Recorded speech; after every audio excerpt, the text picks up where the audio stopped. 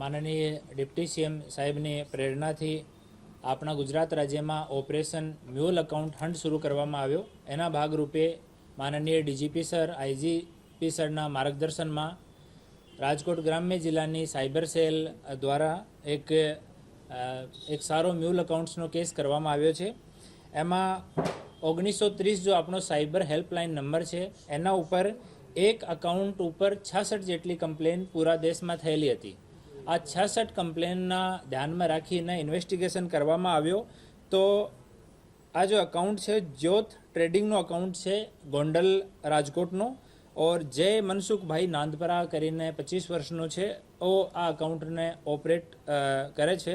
और आ अकाउंट में total transaction जो छे आ जय भाई पासे 6 अकाउंट छे, एनी एक सोम एंटरप्राइजेज छे अने एक ज्योत ट्रेडिंग छे। आ बंने फर्मना नाम पर 6 जेटला अकाउंट छे। आ तमाम अकाउंट्समां छेल्ला 1.5 वर्षमां 198 करोड़नो ट्रांजेक्शन थयो हतो। પછી બીજા અને તપાસ કરતાં આનો એક બીજો ઓર સહ આરોપી તરીકે મનીષ છગનભાઈ કામાણી છે। એના પણ એવા જ અકાઉન્ટ છે જેમાં ટોટલ 150 કરોડના ટ્રાન્ઝેક્શન મળ્યા। ત્રીજો પ્રવીણસિંહ ભૂપતભાઈ પરમાર, એના અકાઉન્ટમાં 33 કરોડ રૂપિયા જેટલા ટ્રાન્ઝેક્શન મળ્યા। એ 3 અકાઉન્ટ હોલ્ડર્સ છે એ લોકો જો સાયબર ફ્રોડનો અમાઉન્ટ છે એને પોતાના અકાઉન્ટમાં લેતા અને અહીંયાથી એને કેસ વિડ્રો કરીને 1 લાખ રૂપિયા ઉપર અને 200 થી 400 રૂપિયા કમિશન લેવાની એ વાત કબૂલ કરી છે। અને બાકીના અમાઉન્ટને એ લોકો એના જો આ ક્રાઇમમાં એનાથી જો ઉપરની કડીમાં માણસો છે એને અલગ અલગ શહેરોમાં મોકલતા હતા। આમાં આ ત્રણ માણસો જો અકાઉન્ટ હોલ્ડર્સ છે એની સિવાય એક ઋષિત તુલસીભાઈ રૈયાણી છે, और ગોંડલનો રહેવાસી છે। ઓ જો લોકો સાયબર ફ્રોડ કરે છે એની વચ્ચે બેંકમાં અકાઉન્ટ ખોલાવવાનું કામ અને અકાઉન્ટ પ્રોવાઈડ કરાવવાનો આ મીડિયેટરનું કામ કરે છે અને એકમુસ્ત એને રાશિ મળે છે। એના સિવાય મહેન્દ્રસિંહ કલ્યાણસિંહ જાડેજા, મયુરસિંહ મહિપતસિંહ વાઘેલા એ બંને આંગળીયા પીઢીવાળા છે। આ બંનેનો જો આરોપી છે, જો સાયબર ફ્રોડના પૈસા અહીંયા મૂકે છે આ લોકો સાથે, જો મ્યુલ અકાઉન્ટ હોલ્ડર્સ છે એની સાથે, जो म्यूल अकाउंट्सना जो मीडिएटर है एनी साथे लोग सतत कॉन्टेक्ट में रहे हैं अने एनी आंगड़िया पीढ़ी द्वारा ज मैक्सिमम अमाउंट अहींयाथी राजकोट थी केस लईने अने बीजी जग्याए अलग अलग शहरों में मोकलवामां आव्यो छे। तो हाल सुधीमां टोटल जो अमाउंट है वो 380 करोड़ जेटलो अमाउंट जो है आ अकाउंट्स में कन्फर्म थयो छे। जेमांथी आपनो जो 1930 सरकारनो साइबर फ्रॉड माटेनी हेल्पलाइन नंबर है एमां 130 जेटली कम्प्लेन आ अकाउंट्सना विरुद्धमां पूरा देशमांथी थयेली छे, जेमांथी 12 जेटली कम्प्लेन्स आपणा गुजरात राज्यनी छे, बाकीनी बीजा अलग अलग 11 राज्योनी छे।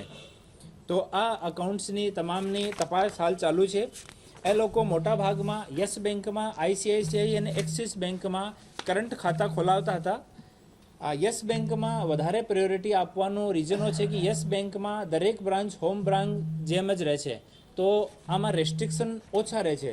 बीजो ए तमाम आरोपी पोताना अकाउंटने एपीएमसीनो अकाउंट एपीएमसी साथे लिंक करायो, केम कि त्यां टीडीएस ए लोको कापता नथी। एपीएमसीना जो अकाउंट्स रहे छे एमां आ लिबर्टी छे एग्रीकल्चर ट्रेडिंगना मार्केटना अकाउंटना कारण कि आमां टीडीएस काटवानी जरूर रहती नथी। तो एना कारण जो आपनी टेक्सेशन एजेंसीओ छे एनी नजरमां ए अकाउंट्स आवता नथी, तो एना माटे ए लोको एपीएमसी अकाउंट्सने प्रेफरन्स आपता हता। आमां हाल 6 आरोपीओ जय मनसुखभाई नादपरा, ऋषित तुलसीभाई रेयाणी, मनीष छगनभाई कमाणी। आमां जय अने ऋषित गोंडलना રહેવાસી છે, મનીષ કમાણી રાજકોટનો રહેવાસી છે, પ્રવીણભાઈ ભૂપતભાઈ પરમાર, મહેન્દ્રસિંહ કલ્યાણસિંહ જાડેજા, મયુરસિંહ મહિપતસિંહ વાઘેલા આ 6 લોકોને હાલ આ કેસમાં અટક કરવામાં આવ્યા છે। અને આદિલુદ્દીન હૈદરાબાદનો રહેવાસી છે, લાલાભાઈ યાગિક ઝાલાવાડિયા ગોંડલનો રહેવાસી છે, હર્ષિલ નિલેશભાઈ શાહ और गोंडलનો રહેવાસી છે ને કે ભરત પરમાર મુંબઈનો રહેવાસી છે। એ 4 લોકો हाल आ केसमां वॉन्टेड છે, જેની હાલ તપાસ ચાલુ છે અને એની તપાસ અમારા સાયબર સેલના પીઆઈ શ્રી રવિ ગોધમ કરી રહ્યા છીએ। અને એમાં સાયબર સેલની ટીમ, અમારી એલસીબીની ટીમ, અમારી એસઓજીની ટીમ તમામ આમાં બહુ સારી કામગીરી કરી છે। અને ઇન્વેસ્ટિગેશન જેટલા બેંક્સની ડિટેલ મળી છે આ તમામ બેંક પાસેથી માહિતી માંગવામાં આવી રહી છે અને એના પેરેલલ ઇન્વેસ્ટિગેશન તમામનું ચાલુ છે। રાજકોટમાં જ ખોલતા હતા।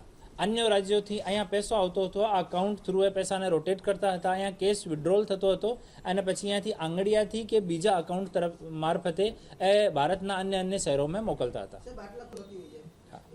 આમાં જેટલા સ્ટેક હોલ્ડર્સ છે, આ તમામ સ્ટેક હોલ્ડર્સના ઓફિસેસમાંથી અમે માહિતી લેવાની ચાલુ છે અને વેરીફાઈ કરવાનું ચાલુ છે.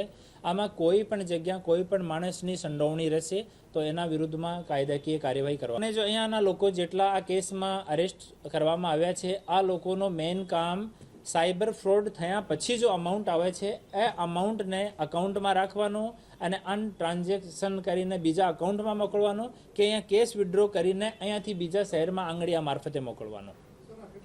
આનો કોઈ એમ ઓફિસનો હતો.